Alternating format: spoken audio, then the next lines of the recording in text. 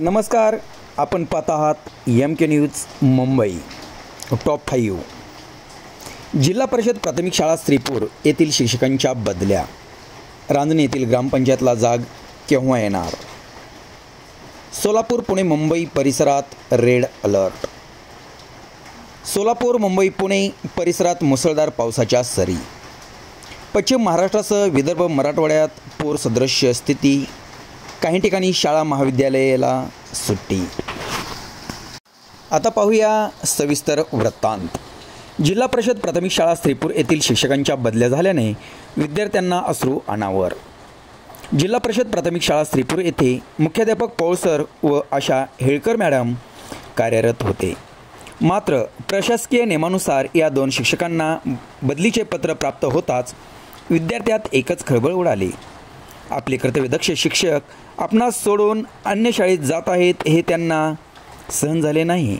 विद्यार्थ्यांनी पौळ सर व हेळकर मॅडम यांना पाहून जोराचा हंबरडा फोडला। हे पाहून विद्यार्थी व शिक्षक यांच्यातील आतुर प्रेम पाहावयास मिळते।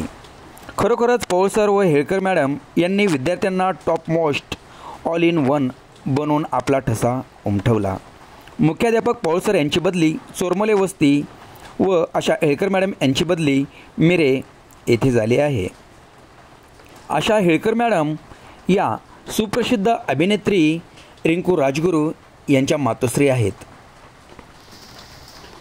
MK न्यूजने केलेला वार्तालाप। रांजणी येथील ग्रामपंचायतला जाग केव्हा येणार असा जनतेतून सवाल निर्माण होत आहे। रांजणी येथील ओंकारनाथ देवस्थान मंदिर परिसर, ग्रामपंचायत कार्यालय परिसर, अंगणवाडी परिसर, आरोग्य कार्यालय, भारतीय संविधान निर्माते डॉक्टर बाबासाहेब आंबेडकर यांचा जन्म ज्या समाजात झाला, डॉक्टर बाबासाहेब आंबेडकर यांच्या समाजातील दलित वस्ती अंतर्गत बांधण्यात आलेल्या समाज मंदिर परिसरात अत्यंत दुरवस्था झाली आहे। रांजणी ग्रामपंचायत, सरपंच, त्यांचे प्रतिनिधी, मागासवर्गीय प्रतिनिधी, ग्रामसेवक यांनी दक्षता घ्यावी। सोलापूर मुंबई पुणे परिसरासह काही भागात रेड अलर्ट। महाराष्ट्रात काही ठिकाणी सतर्कतेचा इशारा देण्यात आला आहे। अक्कलकोट, गणगापूर, सोलापूर, पंढरपूर, वैराग, कुर्डवाडी, परांडा, बार्शी, केम, टेंभुर्णी, करकम, इंदापूर, अकलूज, नातेपुते, मसवड, सिंगणापूर, जेजुरी, सासवड, प्रतापगड, मुंबई, खोपोली परिसरात 27, 28, 29 सप्टेंबरला अतिवृष्टी होण्याची दाट शक्यता आहे।